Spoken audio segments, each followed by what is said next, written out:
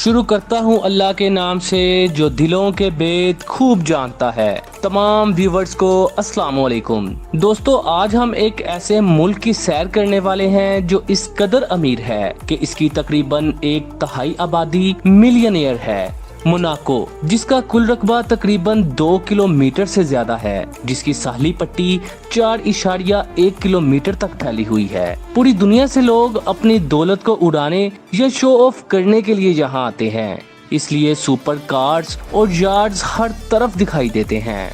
तो नाजरीन, सवाल ये पैदा होता है कि मोनाको पैसे कैसे कमाता है। मोनाको के आमदनी पैदा करने के कई तरीके हैं। दुनिया के करप्ट सियासतदान, जर्नल्स और 2 नंबर तरीके से माल बनाने वाले यहाँ पर लग्जरी यॉर्ड्स में पैसे भरकर लाते हैं, कसिनो में जुआ खेलते हैं और उनको डॉक्यूमेंट बनाकर भी दे दिया जाता है कि इसने ये पैसे कसिनो में जीते हैं।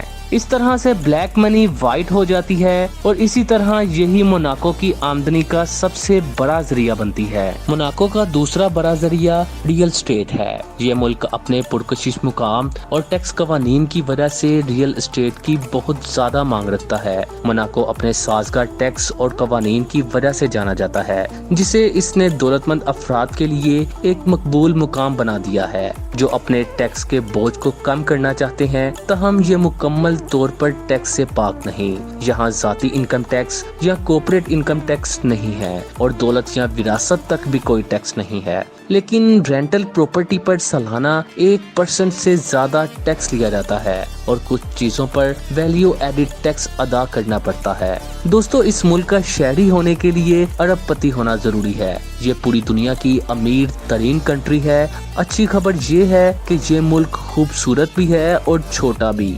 ये मुल्क छोटे मुल्कों में वाटिकन सिटी के बाद दूसरे नंबर पर आता है और बुरी खबर ये है कि ये इंतहाई महंगा मुल्क है। यहाँ एक दिन जिम करने की फीस 150 यूरो है, यानी यहाँ आम इंसान तो स्टे नहीं कर सकता। लोग रोज ट्रेन का सफर करके दूसरे मुल्क के होटल्स में ठहरते हैं। यहाँ फीकस आमदनी 4.5 करोड़ के करीब है। टूरिज्म।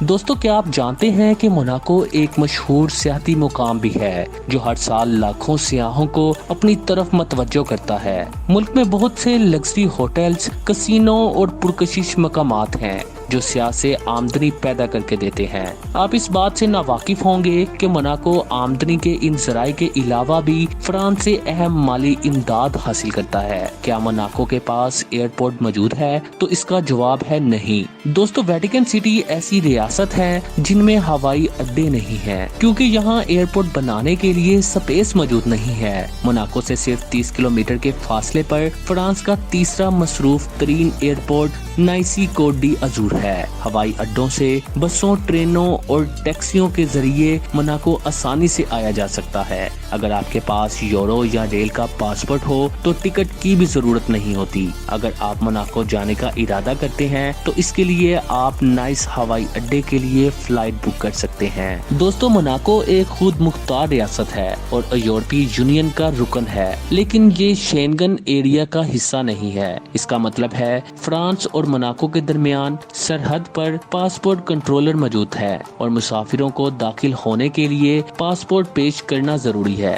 अगर आप किसी ऐसे मुल्क के शहरी हैं जो यूरोपीय यूनियन या यूरोपीय इकोनॉमी एरिया का रुकन है तो आप कौमी शनाख्ती कार्ड के साथ मोनाको में दाखिल हो सकते हैं। आमतौर पर मोनाको में खाने की कीमत बहुत से दूसरे ममालिक के मुकाबले में ज्यादा होने के अमकान दिखाई देते हैं। अदादो शुमार के मुताबिक 2021 में मोनाको के एक दरमियानी रेंज वाले रेस्टोरेंट में खाने की औसत कीमत तकरीबन 40 यूरो फी शख्स थी। मोनाको एक अमीर और खुशहाल मुल्क के तौर पर जाना जाता है और मुल्क में गुर्बत कोई बड़ा मसला नहीं है, इसलिए यहाँ कोई भी बेरोजगार नजर नहीं आता। दोस्तों, मोनाको ये मुल्क दुनिया के दूसरे ममालिक से जरा हटके था। हमें उम्मीद है कि मोनाको के बारे में ये वीडियो यकीनन आपके लिए मददगार साबित हुई होगी। तो मिलते हैं अगले किसी मुल्क की सैर के साथ। अल्लाह हाफिज।